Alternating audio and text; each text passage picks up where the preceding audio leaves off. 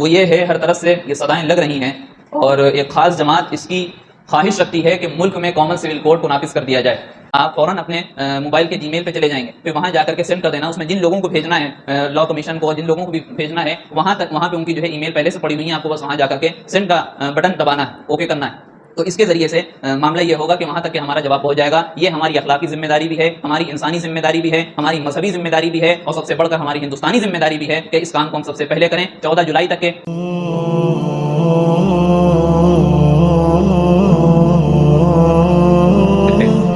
کیونکہ ارادہ ان سب کا یہ تھا کہ اس ملک کے آزاد ہو جانے کے بعد اس ملک کا جو قانون اور کنسٹیٹیوشن ہوگا، جو آئین ہوگا، جو دستور ہوگا، وہ سیکولر ہوگا۔ سیکولر کا مطلب یہ کہ اس ملک میں جتنے مذہب کے ماننے والے افراد ہیں، اس ملک میں جتنے کھلنے والے پھول ہیں، وہ سب اپنے مذہب کے اعتبار سے، اپنے دھرم کے اعتبار سے عمل کر سکیں گے، چاہے وہ شادی کا مسئلہ ہو، چاہے وہ طلاق کا مسئلہ ہو، چاہے وہ عبادت کا مسئلہ ہو، چاہے کسی چیز سے بھی کوئی ریلیٹڈ مسئلہ ہو۔ اگر ملک کے قانون کے خلاف کوئی مسئلہ نہیں ہوا، کوئی ایسا دستور نہیں ہوا جو ملک کے قانون سے ٹکراتا ہو، تو وہ عمل کر سکتے ہیں، ان کے لیے آزادی۔ اسی بات کو گاندھی جی نے بھی لندن کے ایک مجلس میں کہا کہ ملک کا جو قانون ہوگا وہ سیکولر ہوگا، یعنی ہر کوئی اپنے شخصی اعتبار سے اس پر عمل کر سکتا ہے، اپنی عبادت گاہیں بنا سکتا ہے، اپنے طور پر عبادت کر سکتا ہے، اور جو معاشرتی زندگی ہے، معاشرتی زندگی کا مطلب یہ ہے کہ جو شادی ہے، نکاح ہے، طلاق ہے، میراث ہے، اور اسی طریقے سے خلا ہے، اور اسی طریقے سے بچوں کو گود لینا، یہ جو تمام معاملات ہیں یہ معاشرتی معاملات ہیں، یہ انسانوں کی بنیادی حقوق میں ان چیزوں کو دستور میں ذکر کیا گیا ہے، کانسٹیٹیوشن میں ذکر کیا گیا ہے، لہٰذا اس پر پوری آزادی دی گئی کہ ہر کوئی اپنے اعتبار سے کرے گا۔ اب اس کے بعد پھر بہرحال مولانا ابوالکلام آزاد نے بھی اس پر جو ہے روشنی ڈالی، اور بڑے بڑے قومی لیڈران جو اس وقت کے تھے ان لوگوں نے یہ دلاسا دیا اور یہ بات بار بار انہوں نے دہرائی کہ اس ملک کا جو قانون ہوگا وہ کوئی ایک مذہب کا ماننے والا نہیں ہوگا، بلکہ آزاد یہاں کی جو سرکار ہوگی وہ آزاد ہوگی، کسی ایک مذہب کی پشت پناہی نہیں کرے گی پیچھے سے۔ لیکن آج جو ملک کی صورتحال ہے وہ کیا ہے؟ وہ یہ ہے، ہر طرف سے یہ صدائیں لگ رہی ہیں اور ایک خاص جماعت اس کی خواہش رکھتی ہے کہ ملک میں کامن سول کوڈ کو نافذ کر دیا جائے، کامن سول کوڈ کو نافذ کر دیا جائے۔ اس کا مطلب کیا ہے؟ مطلب یہ ہے کہ پورے ملک میں صرف ایک قانون ہوگا معاشرتی زندگی کے خاص طور سے تعلق سے۔ ہماری جو معاشرتی زندگی ہے، ہمارے جو نکاح کے احکامات ہیں، اور اسی طریقے سے طلاق کا مسئلہ ہے، خلا کا مسئلہ ہے، جو بھی مسئلے ہیں یہ کوئی مذہب کی بنیاد پہ نہیں کرے گا، بلکہ ملک میں ایک قانون بنایا جائے گا، اور پورے ملک میں بسنے والا ہر انسان، چاہے وہ کسی بھی مذہب کو ماننے والا ہو، وہ اسی قانون کو فالو کرے گا، چاہے وہ قانون مذہب سے ٹکراتا ہو، چاہے وہ تو قانون اپنے حساب سے بنائیں گے، اور کس حساب سے بنائیں گے یہ آپ بھی بہتر جانتے ہیں، ہم بھی بہتر جانتے ہیں، یہ آپ بھی بہتر جانتے ہیں، ہم بھی بہتر جانتے ہیں۔ تو اگر وہ مذہب سے ٹکراتا ہو تب بھی آپ کو اپنے مذہب پر عمل نہیں کیا آپ کو کرنا ہے، بلکہ اس قانون پر عمل کرنا ہوگا۔ اب اس میں مسلمان بھی آ گئے، اس میں سکھ بھی آ گئے، اس میں عیسائی بھی آ گئے، اس میں غیر مسلم ہمارے برادران وطن بھی آ گئے، ہر کوئی آ گیا۔ اب اس میں سمجھنے کی ضرورت یہ ہے کہ یہ قانون صرف مسلمانوں کے لیے نقصان دہ نہیں، یہ قانون صرف مسلمانوں کے لیے نقصان دہ نہیں، بلکہ پورے ملک کے لیے اور ملک کے مستقبل، اس کے فیوچر کے لیے نقصان دہ قانون ہے۔ کیا ملک میں ہم مسلمانوں کو کنارے کر دیں، صرف غیر مسلموں کو لے لیں، صرف غیر مسلموں کو لیں، تو انہی کے اندر کتنے اختلافات ہیں، انہی کے اندر کتنے اختلافات ہیں۔ ان میں سے کچھ ایسے بھی آپ کو ملیں گے جو مورتی کی پوجا کے قائل ہوں گے،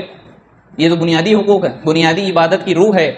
عبادت تو مسئلہ ہے، بنیادی چیز ہوتی ہے، بنیادی چیز میں بھی ان کے اندر اختلاف ہے کہ کچھ لوگ ایسے ملیں گے جو مورتی کے پوجا کے قائل ہوں گے، اور کچھ لوگ کہیں گے نہیں مورتی کی پوجا نہیں کرنا ہے۔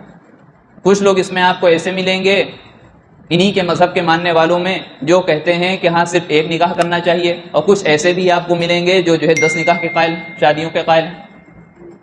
انہی میں جو ہے طرح طرح کے آپ علم میں دیکھیں گے۔ اور پھر دوسری چیز، پورے انڈیا کو لے لیا جائے، جو انڈیا کا ساؤتھ حصہ ہے وہ نارتھ سے ٹکراتا ہے، جو ایسٹ حصہ ہے وہ ویسٹ سے ٹکراتا ہے، یعنی ہر ایک کے معاملات الگ ہیں، ہر ایک کی تہذیب الگ ہے، ہر ایک کا کلچر الگ ہے، اور یہی اس ملک ہندوستان کی خوبصورتی ہے، یہی اس ملک ہندوستان کی پہچان ہے۔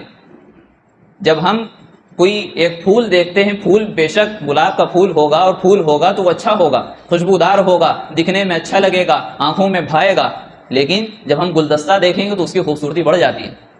اس کی خوبصورتی بڑھ جاتی ہے۔ جب ہم کسی ایسے علاقے میں جائیں گے جہاں صرف ایک گلاب کا پیڑ لگا ہو، یہاں صرف ایک قسم کا پھول کا پیڑ لگا ہو تو وہ پیڑ بہرحال اچھا لگے گا، لیکن جب ہم کسی ایسے باغیچے میں چلے جائیں جہاں ہر رنگ کے پھول لگے ہوں تو وہ باغیچہ اچھا ہوگا، وہ زیادہ اچھا ہوگا۔ یہی حال ہمارے ہندوستان کا ہے کہ یہاں صرف ایک مذہب کے ماننے والے نہیں، ہر مذہب کے ماننے والے اور طرح طرح کی لینگویج اور زبان کا استعمال کرنے والے ہیں، لیکن اسی کے ساتھ ساتھ معاملہ یہ ہے کہ محبت سے رہتے آئے ہیں، اس کے ساتھ معاملہ یہ ہے کہ ایک دوسرے کی مدد کرتے آئے ہیں، اس کے ساتھ معاملہ یہ ہے کہ ایک دوسرے کے سہارے بنتے ہوئے آئے ہیں۔ زبان کی بنیاد پر ایک دوسرے کا سہارا نہیں بنے، اپنے مذہب کی بنیاد پر ایک دوسرے کا سہارا نہیں بنے، بلکہ کس بنیاد پر بنے؟ انسان کی بنیاد پر بنے، انسانیت کی بنیاد پر بنے اور ہندوستانی ہونے کی بنیاد پر بنے۔ یہی اس ملک کا جو ہے ایک گلدستہ ہے کہ جس گلدستے میں ہر طرح کے پھول لگے ہیں، مسلمانوں کا بھی پھول ہے، غیر مسلموں کا بھی پھول ہے، اور دوسرے مذہب کے ماننے والوں کا بھی پھول ہے، اور جب طرح طرح کے پھول ملتے ہیں تب جا کر کے گلدستہ تیار ہوتا ہے، تب جا کر کے ایک گلدستہ تیار ہوتا ہے۔ لہٰذا یہ جو قانون، یہ جو ہندوستان ہے، یہ جو ملک ہے ہمارا، یہ اسی وقت ترقی کر سکتا ہے جس وقت ہم اس طریقے پر چلنے والے ہوں گے جیسے ہم آزادی کے وقت چل رہے تھے۔ مطلب کیا ہے؟ مطلب یہ ہے کہ ہم سب مل کر کے ایک ساتھ ہم کو اکٹھا ہونا پڑے گا اور اتحاد ہمارے اندر ہونا چاہیے، اور ہمارے اندر اختلاف کی جو ہے کوئی روح باقی نہ رہے، ہمارے اندر کوئی اختلاف کا ذرہ باقی نہ رہے۔ ہم کسی کی مدد کریں تو مذہب کے نام پر نہ کریں، ہم کسی کے سہارا بنیں تو زبان کی بنیاد پر نہ کریں، بلکہ انسان ہونے کی بنیاد پر کریں۔ اپنے پڑوسی کا خیال رکھیں، اپنے پڑوسی کے ساتھ ہمدردی اور رواداری کا معاملہ کریں، اور یہ ہمدردی اور رواداری کس نتیجے میں ہوگی؟ یہ ہمارا اسلام اس کی دعوت دیتا ہے، ہمارا اسلام اس کے سبق دیتا ہے، اس کی تعلیم ہے، اور لیکن اس کے ساتھ ساتھ اس کی ایک باؤنڈری بھی ہے، باؤنڈری پار نہیں ہونا چاہیے، باؤنڈری پار نہیں ہونا چاہیے۔ حضرت مولانا عبدالباری صاحب رحمۃ اللہ علیہ بڑی اچھی بات کیا کرتے تھے، حکمت والی، کہتے تھے کہ آج ہندوستان میں معاملہ یہ ہو گیا ہے کہ ہم نے غیروں کے درمیان اتنی اونچی دیوار کھڑی کر لی ہے کہ جس کی وجہ سے ہم ان کو نہیں دیکھ پاتے، وہ ہم کو نہیں دیکھ پاتے۔ ہم کو چاہیے کہ یہ دیوار نیچی کریں تاکہ ہم ان کو دیکھ سکیں، وہ ہم کو دیکھ سکیں۔ مطلب کیا ہے کہ ہمارے درمیان محبت ہونا چاہیے، ہم ان کو غلط کہتے ہیں پیٹھ پیچھے، وہ ہم کو غلط کہتے ہیں پیٹھ پیچھے۔ معاملہ کیا ہے کہ ہم ان کی حقیقت نہیں جانتے، وہ ہماری حقیقت نہیں جانتے کہ کیا کر رہے ہیں۔ پھر نتیجہ یہ بھی نکلتا ہے کہ صاحب آواز ایک بلند ہوتی ہے ملک کے کسی حصے سے کہ یہ لوگ مسلمان ہیں، مسجدوں سے جو ہے اکبر کا نام لیتے ہیں، حالانکہ نام کیا لیتے ہیں؟ اللہ اکبر، اللہ بہت بڑا ہے، وہ کہتے ہیں اکبر کا جو ہے بول بالا کر رہے ہیں مسجدوں سے۔ تو یہ چیز ہے، معاملہ کیا ہے؟ مولانا نے فرمایا کہ ہم کو چاہیے کہ اپنی دیواروں، اپنے دونوں کے درمیان کی جو دیواریں ہیں اس کو نیچا کریں، لیکن اس میں حکمت والی بات یہ ہے کہ دیواریں اتنی نیچے نہ کر لیں کہ سرحد کا جھگڑا شروع ہو جائے، کہ ہماری زمین یہاں تک کے، تمہاری زمین یہاں تک کے۔ یہ پتہ کہنے کا مقصد یہ کہ اس میں فرق ہی نہ معلوم چلے کہ ہندو کون ہے اور مسلمان کون ہے، مسلمان کون ہے، اسلام کے ماننے والا کون ہے اور دوسروں کے مذہب کو ماننے والا کون ہے، اس میں فرق ہی نہ معلوم چلے۔ اتنی دیوار ہمیں نیچے نہیں کرنی ہے، لہٰذا ہم کو مل کر کے رہنا ہے، محبت کے ساتھ رہنا ہے، جیسے آج تک اس ملک میں لوگ رہتے ہوئے آئے ہیں اور ایک دوسرے کا سہارا بنتے ہوئے آئے ہیں، اور اس ملک کے خلاف جن لوگوں نے آوازیں اٹھائی ہیں ان کو ہم کو جواب دینا ہے، اور باقاعدہ زبردست جواب دینا ہے۔ یہ کب ہوگا؟ جب ہمارے اندر اتحاد ہوگا، جب ہمارے اندر ایک جو ہے ملنے کی صلاحیت ہوگی، ایک دوسرے سے ملنے کی صلاحیت ہوگی اور دوسروں سے بات کرنے کی صلاحیت ہوگی، اس وقت یہ ہوگا۔ بہرحال یہ جو کامن سول کوڈ کا مسئلہ ہے پورے ملک میں نافذ کیا جا رہا ہے، اور اگر یہ کہا جائے کہ ایک خاص جماعت ہے، نام نہ لینا مناسب ہے، ایک خاص جماعت ہے جو شاید آنے والے جو چناؤ ہیں، آنے والے 2024 کے الیکشن ہیں، اس میں شاید اس چیز کو استعمال کر سکتی ہے۔ ہماری ذمہ داری ہندوستانی ہونے کی حیثیت سے بھی کچھ بنتی ہے، ہماری ذمہ داری انسان ہونے کی حیثیت سے بھی کچھ بنتی ہے، اخلاقی فریضہ بھی بنتا ہے، مذہبی فریضہ بھی بنتا ہے، دینی فریضہ بھی بنتا ہے۔ وہ کیا ہے کہ ہمارے ملک میں ایک مسلم پرسنل لا ہے، ایک مسلم پرسنل لا ہے جس میں ان تمام چیزوں کو شامل کر دیا گیا ہے کہ جو تمام مسائل ہیں مسلمانوں کے جو کورٹ میں جاتے ہیں تو باقاعدہ اس کو کانسٹیٹیوشن کا ایک حصہ دیا گیا ہے، اس کو باقاعدہ ایک کانسٹیٹیوشن کا ایک حصہ بنا دیا گیا مسلم پرسن اللہ کو، لہٰذا اسی کے ماتحت تمام فیصلے ہوتے تھے۔ اب اس کا نتیجہ یہ نکلے گا اگر کامن سول کوڈ نافذ ہو گیا کہ مسلم پرسن اللہ کو سب سے پہلے ختم کیا جائے گا،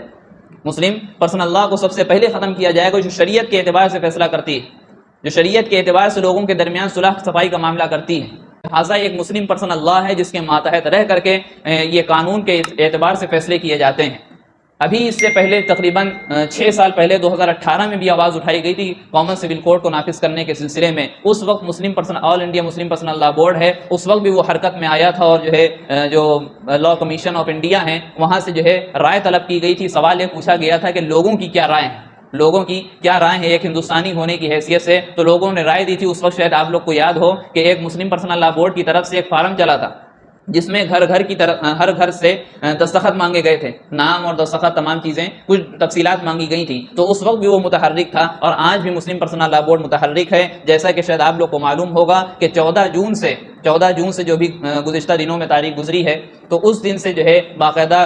لا کمیشن نے ایک تاریخ متعین کی, ایک مہینے کی مدت متعین کی ہے کہ 14 جولائی سے پہلے تک کے ہندوستان میں رہنے والے, چاہے وہ مسلمان ہو چاہے وہ غیر مسلم ہو, کوئی بھی ہو ہندوستانی باشندہ ہے, وہ اپنے فرد ہونے کی حیثیت سے یا کسی تنظیم کا صدر ہے اس حیثیت سے بھی جواب دے سکتا ہے. تو اس کے لیے باقاعدہ